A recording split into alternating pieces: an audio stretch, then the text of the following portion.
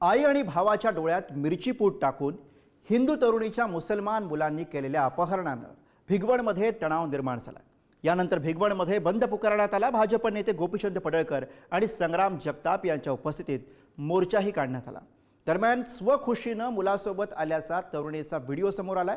हा व्हिडिओ जबरदस्तीने करण्यात आल्याचं गोपीचंद पडळकर यांचं म्हणणं आहे। पुणे जिल्ह्यात भिगवणमध्ये लव जिहाद प्रकरण, हिंदू तरुणीच्या अपहरणानंतर भिगवणमध्ये संताप, पुणे सोलापूर मार्गावर रास्ता रोको कडकडीत बंद, भाजप नेते पडळकर जगतापांच्या नेतृत्वात जन आक्रोश मोर्चा। तरुण तरुणी आधीपासूनच एकमेकांच्या संपर्कात, पोलिसांची माहिती।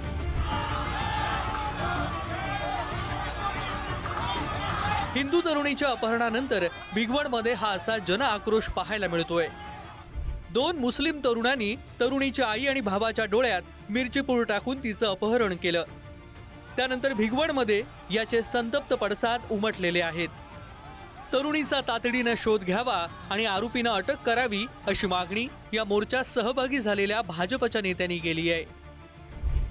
पीडित तरुणीचं कुटुंबीय, नातेवाईक आणि ग्रामस्थांनी मंगळवारी रात्रीही भिगवण पोलीस स्टेशन समोर मोठी गर्दी करत ठिय्या आंदोलन केलं। त्यानंतर पुणे सोलापूर महामार्ग देखील काही काळ रोखून धरण्यात आला। यावेळी रस्त्यावर टायरही जाळण्यात आले होते। इंदापुरात भिगवणमध्ये 21 वर्षाच्या हिंदू तरुणीचं अपहरण झालं।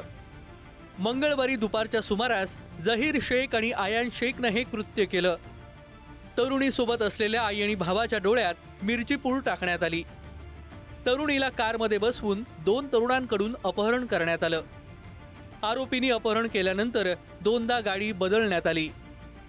आरोपींचा अहिल्यानगर संभाजीनगर मार्गे पुन्हा पुण्याच्या दिशेनं प्रवास झाला। जहीर हारून शेख आणि आयान हारून शेख या तरुणांविरोधात अपहरणाचा गुन्हा दाखल झालाय। तरुणीच्या शोधासाठी पोलिसांची 6 पथकं रवाना करण्यात आली आहेत। काही स्थानिकांनी केलेल्या मदतीतून हा प्रकार घडल्याचा आरोप करण्यात येतोय। मी मम्मी बहीण आम्ही तिघ जण लग्न शॉपिंग करून घरी निघालो होतो। त्यामुळे त्याने आम्हाला अनोळखीच्या पाठीमागे विषमगुरू शेजारी जहीर हारून शेख आणि आयान हारून शेख या दोघांनी गाडी काढून आमच्या तिघांच्या चटणी टाकून आमच्या तिघांना मारहाण करून बहिणीला उचलून गाडीत टेकून घेऊन गेले। प्रकार किती वाजता झाला? 3:30च्या आसपास। बुधवारी या घटनेविरोधात भिगवण बंदची हाक देण्यात आली। या बंदला चांगला प्रतिसाद मिळाला। मुख्य बाजारपेठ देखील कडकडीत बंद पाळण्यात आली। भिगवणमध्ये 21 वर्षीय मुलीचं अपहरण करण्यात आलं। त्या अपहरणाच्या ज्या ठिकाणी करण्यात आलं तेच हे ठिकाण आहे जे भिगवण बाजारपेठेमध्ये, हे आनंद हॉटेलच्या पाठीमागच्या याच रस्त्यावरती काल 4 वाजता ही सगळी घटना घडली। त्यानंतर सकल हिंदू समाजाच्या वतीने भिगवण बंदची जी आहे ती हाक देण्यात आलेली होती आणि आज आपण सकाळपासून बघतोय की ही भिगवणमधली मुख्य बाजारपेठ आहे, ज्या बाजारपेठेमध्ये मोठ्या प्रमाणात वर्दळ असते। ती आज सकाळपासून मात्र मोठा प्रतिसाद जो आहे तो या भिगवण बंदला पाहायला मिळतोय। पोलिसांचा मोठा बंदोबस्त आहे। पोलिसांच्या वरिष्ठ पोलिसांच्या गाड्यांचे सातत्याने राऊंड मारले जात आहेत। अपहरण झालेल्या तरुणीचं आणि या दोन्ही तरुणांचं घर शेजारी शेजारी आहे। तरुण आणि तरुणी यांच्यात महिनाभरापासून फोनवर बोलणं होत होतं अशी माहिती आता पोलिसांनी दिली आहे। पोलिसांनी दोघांच्याही कॉलचे 1 महिन्याचे डिटेल्स मागवले होते, त्यामध्ये ही माहिती समोर आली। किडनॅपिंग आणि जबरी चोरी अशा विविध कलमान्वये गुन्हा दाखल आहे। या दाखल गुन्ह्यातील 2 आरोपी निष्पन्न आहेत। त्यामध्ये जहीर हारून शेख आणि आयान हारून शेख असे 2 सख्खे भावंडे याच्यामध्ये इन्व्हॉल्व झालेले आहेत। यामध्ये जे विक्टिम पीडित आहे आणि हे जे आरोपी आहेत या दोघांचे प्राथमिकदृष्ट्या काही एकमेकाला कॉल आणि काही टेक्स्ट मेसेज केलेले आम्हाला तपासामध्ये अद्याप आढळून आलेले आहेत। त्यामुळे हा प्रकार लव जिहादचा आहे, प्रेम प्रकरण आहे की खरंच अपहरण आहे, याबाबत सध्या तरी साशंकता निर्माण झाली आहे। मी जहीर शेख यांच्यासोबत 9 वर्षापासून प्रेम संबंधात आहे। तर काल झालेल्या प्रकरणात माझ्यावरती कोणतीही जबरदस्ती केली नाही। मी माझ्या स्वतःच्या मर्जीने आली। माझ्यावरती अपहरण झाले नाही किंवा चटणी वगैरे टाकण्यात आली नाही। तर राजकीय माणसाने त्यांच्या स्वतः राजकीय लोकांनी डोळ्या बाजून घेऊन गेले आणि मी माझ्या मर्जीवर. मुलीचा जबरदस्तीनं व्हिडिओ तयार करून तो पोलीस अधिकारी त्यांच्या नातेवाईकांना पाठवला जातोय.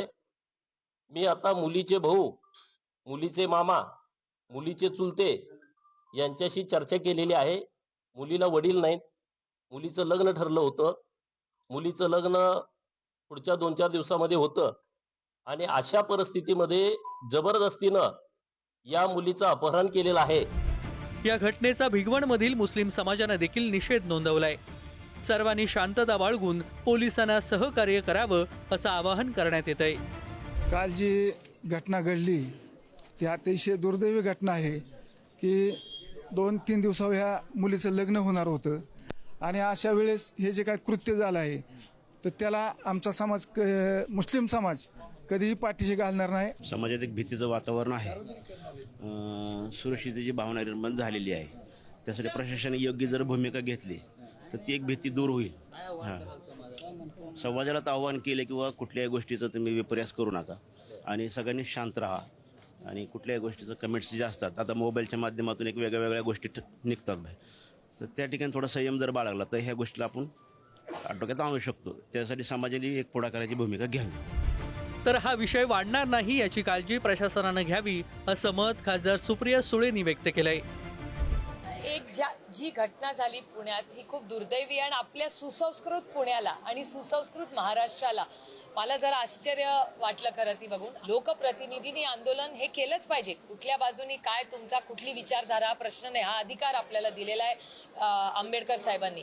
पण त्याचबरोबर तो शांततेच्याच मार्गाने झाला पाहिजे हेही आपल्या संविधानात झालंय.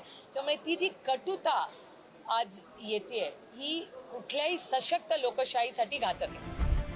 शिवजयंतीच्या तोंडावर घडलेल्या ह्या प्रकारामुळे पोलिसांकडून मोठी सावधगिरी बाळगण्यात येते. अप्पर पोलीस अधीक्षकांच्या नेतृत्वात संपूर्ण जिल्ह्यात नाकाबंदी करण्यात आली आहे. तरुणीचा तपास करण्यात येत असून आरोपींना ताब्यात घेण्याचं पोलिसांचे प्रयत्न सध्या सुरू आहेत. मात्र या प्रकरणावरून भिगवण परिसरात धार्मिक वातावरण मात्र तापल्याचं दिसतंय. बालाजी पोद्दार, पुढारी न्यूज, भिगवण.